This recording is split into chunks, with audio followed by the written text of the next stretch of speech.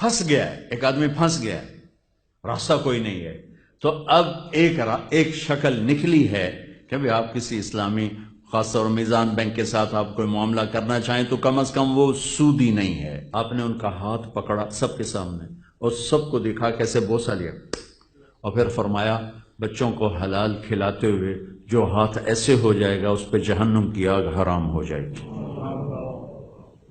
جئنا إلى الدنيا كي ندعو إلى الله لننشر الخير في الكون الذي حارى ونرسل العطر تو میرے نبی کے مدنی صحابہ ذمہ دار تھے۔ مجھے جب کوئی اپنے ذمہ داری کے لیے روشنی چاہیے تو میں صحابہ کو دیکھتا ہوں۔ آپ تو ڈائریکٹ اللہ کے نبی کو دیکھ سکتے کہ آپ کیسے کھڑے ہوئے ہیں، آپ نے کس طرح تجارت فرمائی، مال تجارت کس خوبصورتی کے ساتھ، حضرت خدیجہ کا مال، اس سے پہلے تجارتی سفر جو آپ نے فرمائے ہیں، اور آپ نے یہ خوشخبری ذمہ داروں کو نہیں دی کہ نبیوں کے ساتھ حشر ہوگا، آپ نے کہا سچا تاجر نبیوں کے ساتھ اٹھایا جائے گا، سچا دیانتدار، التاجر الصدوق الامین، سچا ہو، امانت دار ہو، وعدے کا پکا ہو، نبیوں کے ساتھ اٹھایا جائے گا۔ میرے پیشے کو کیوں نہیں کہا کہ میرا ٹیسٹ ہی کوئی نہیں؟ ہمارا ٹیسٹ کوئی نہیں۔ ہم نے گندم کاشت کی، وہ اور 2 مہینے کے بعد کٹ کے باہر پڑی ہوگی، اس میں کیا ملاوٹ کروں، کیا جھوٹ بولوں، کیا دھوکہ دوں۔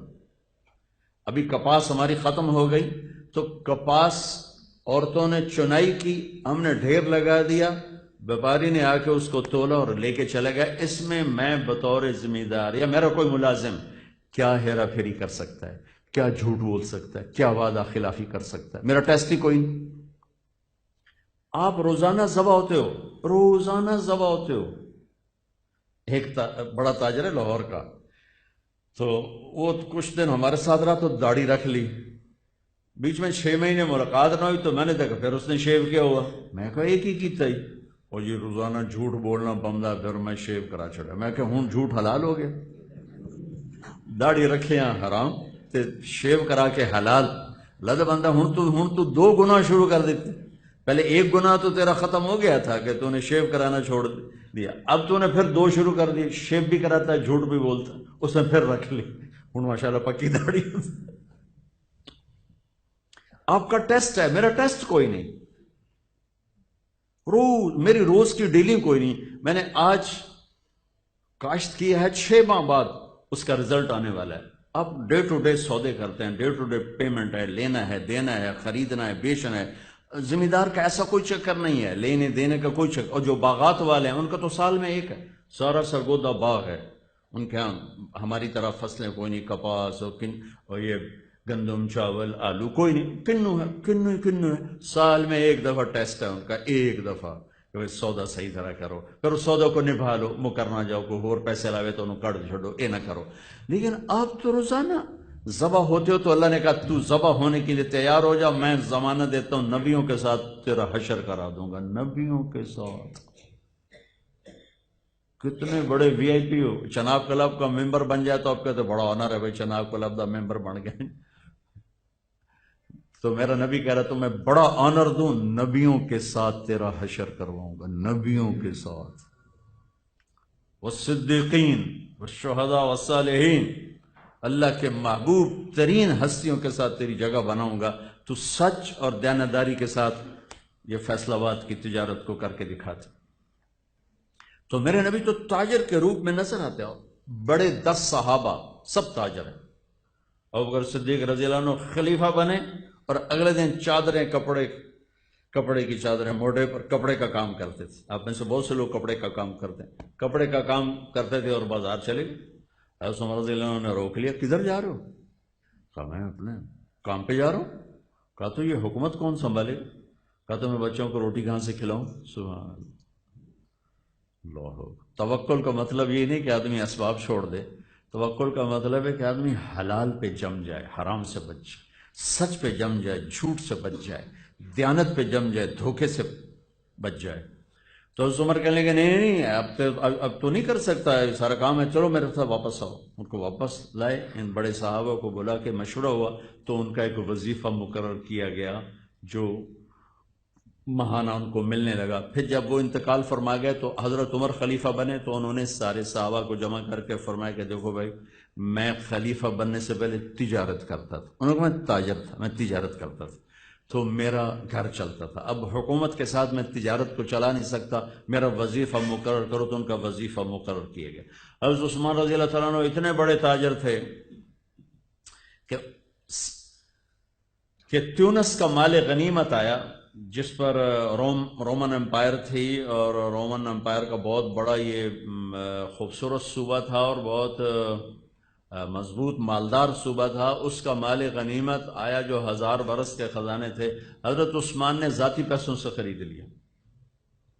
حضرت علی رضی اللہ تعالیٰ عنہ نے فرمایا کہ میری 48,000 دینار زکوٰۃ نکلتی ہے، 48,000 دینار، ایک دینار ہوتا ہے 4.5 ماشے سونے کا، وہ حساب زوب لا کے ویکھو کتنے اربوں روپے جنہوں دی زکوٰۃ بن جاتی، کروڑوں روپے میں ان کی زکوٰۃ بن جاتی۔ تو 4 تو بڑے تاجر بھی تھے اور بڑے حکمران بھی بنے، گورنر بھی بنے، تو آپ کے لیے تو بہت خوبصورت نمونہ ہے، خود میرے نبی نمونہ ہے۔ عبداللہ بن ابی الحمصا، یہ آپ کا نام کیا ہے؟ سکندر بھائی نے ایک بات کی کہ آپ تاجروں سے بات کریں تو آپ وعدے کی بات ضرور کریں کہ وعدہ خلافی بہت ہوتی ہے اور وہ ڈسان، اور میں کر دوں گا لیکن آپ پہلے ادھار ختم کرو، اپنے وعدے پورے ہو جائیں گے۔ ادھار ہے تو وعدے پورے نہیں ہو سکتے، چاہے تھے آگے تو انو جنید بغدادی بھی واز کریں تو کھڑا گل ٹھیک ہے، ہو نہیں سکتی، میں صاف کہہ رہا ہوں۔ عبداللہ بن ابی الحمصاس مکے کی بات ہے، تو معاملہ ہوا، انہوں نے کہا آپ ٹھہرے، میں ابھی آتا ہوں، میں بھی آتا ہوں۔ وہ گیا ہے اور بھول گئے، 3 دن کے بعد گزر ہوا تو آپ وہیں کھڑے تھے، کہا میرے دوست لقد ابتنی، تو نے مجھے تھکا دیا، لقد اتعبتنی۔ 3 دن وہیں کھڑے رہے کہ میں نے کہہ دیا ہے کہ ٹھیک ہے تو آ جا، میں کھڑا ہوں، اور وہ بھول گیا۔ 72 گھنٹے کے بعد وہ آئے تو میرے نبی وہیں موجود تھے۔ میرے نبی تو وعدے کی ایسے پاسداری کر کے گئے۔ میرے اللہ نے ایمان والوں کی صفات بیان کی ہیں قرآن میں۔ پہلی صفت کیا ہے؟ الذین یوفون بعہد اللہ، جو اللہ سے کیے ہوئے وعدے نبھاتے ہیں، ولا ینقضون المیثاق، جو لوگوں سے کیے ہوئے عہد و پیمان بھی نبھاتے ہیں، نہیں توڑتے۔ تو اللہ نے پہلی 2 صفتیں اسی کی بیان کی ہیں، ایک اللہ سے کیا وعدہ بھی پورا کرتے ہیں، تیری مانوں گا، اور اللہ کے بندوں سے کیے وعدے بھی پورے کرتے ہیں، وعدہ خلافی نہیں کرتے ہیں۔ لیکن آپ کا بازار جس طرز پہ جا رہا ہے اس پہ یہ بات نہیں ہو سکتی۔ کریں گے لوگ، کریں گے، یعنی میں نہیں کہتا کہ ہے نہیں، لوگ ہیں، اللہ کا فضل ہے، لوگ ہیں، لاکھوں میں ایک۔ لیکن اگر نیچرل طریقے پر تجارت آ جائے تو سب کریں، پھر جھوٹ بولنے والے کم ہو جائیں گے، دھوکہ دینے والے کم ہو جائیں گے، فراڈ کرنے والے کم ہو جائیں گے۔ سارے بازار کا رخ فراڈ کا ہے، لہٰذا اچھے خاصے نیت والے کی نیت خراب ہو جاتی ہے۔ ہمارا ایک دوست نہیں، مجھ سے سینئر تھا ہاسٹل میں، رشید نام تھا، بہت پڑھتا تھا، تو میں اس کے کمرے میں گیا تو ایڈی ساری تالی لائی ہوئی، ایڈی ساری، کوئی میرا خیال 54-58 تو ہوئے گا۔ میں کہا رشید اے تالا کہڑے کام دا؟ آندا یہ شریف آدمی واسطے لایا کہ وہ دی نیت نہ خراب ہو جاوے، چور تو وڈا بھی تروڑ لینا تو چھوٹا بھی تروڑ لینا، یہ شریف بندے واسطے لایا وہ دی نیت نہ خراب ہو جائے۔ تو جب بازار غلط ہوتا ہے تو شریف آدمی بھی تالے توڑنے بیٹھ جاتا ہے۔ تو پہلے آپ بڑے تاجر بیٹھے ہو، کوئی اس کو لاؤ، اپنی تجارت کو اپنے نبی کے طریقے پر لاؤ، دنیا بھی آپ کی بنے گی، آخرت بھی آپ کی بنے گی۔ ادھار، چاہے اسلامی بینک کا ادھار ہو اور چاہے دوسرے بینکوں کا ادھار ہو، ادھار سے بچو، ادھار کوئی راحت نہیں۔ ٹھیک ہے اسلامی بینکوں کا، اب دیکھو کاروبار بڑھانا ہے، اپنے پیسے سے بڑھاؤ، قرضے لے کر کاروبار مت بڑھاؤ، چاہے وہ قرضہ بغیر سود کے ہو، چاہے سود کا ہے تو بالکل ہی کام غلط ہو گیا، اور اگر بغیر سود کے ہے تو بھی قرضہ ہوتا ہے۔ پھنس گیا ہے ایک آدمی، پھنس گیا ہے، راستہ کوئی نہیں ہے، تو اب ایک شکل نکلی ہے کہ بھی آپ کسی اسلامی خاص طور میزان بینک کے ساتھ آپ کوئی معاملہ کرنا چاہیں تو کم از کم وہ سودی نہیں ہے، انشاءاللہ وہ سودی نہیں. لیکن میں آپ کو کھل کے کہہ رہا ہوں اپنے کام کو آگے بڑھانے کے لیے آپ کا کام ٹھیک ٹھاک چل رہا ہے، بہترین چل رہا ہے، جو تھوڑا ودھا لویے، کبھی ادھار نہ لینا. اپنے پیسے سے بڑھا کے چاہے پورے پاکستان میں پھیلا دو. میں کئی ایسے پارٹیوں کو جانتا ہوں 30 40 ارب کا کاروبار کر رہے ہیں، 1 روپیہ کسی بینک کے مقروض نہیں، 1 پیسہ بینک کا نہیں، 1 پیسہ. اور لین دین میں ایسے کھڑے ہیں، کبھی وعدہ خلاف نہیں. اسی پاکستان میں اللہ نے ایسے لوگوں کو وجود دے دیا. تھوڑا ہمت کرنی پڑتی تو پھر آپ کی تجارت آپ کے لیے جنت کا ذریعہ ہے. من طلب الدنیا حلالا.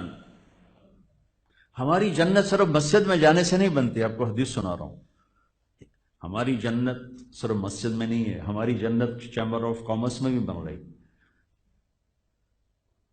اور ہماری جنت ہمارے آفس میں بن رہی، ہمارے دفتر میں بن رہی، ہمارے 8 بازاروں میں بن رہی، ہماری ملوں فیکٹریوں میں بن رہی. کب؟ من طلب الدنیا حلالا، جس نے دنیا کو کمایا حلال.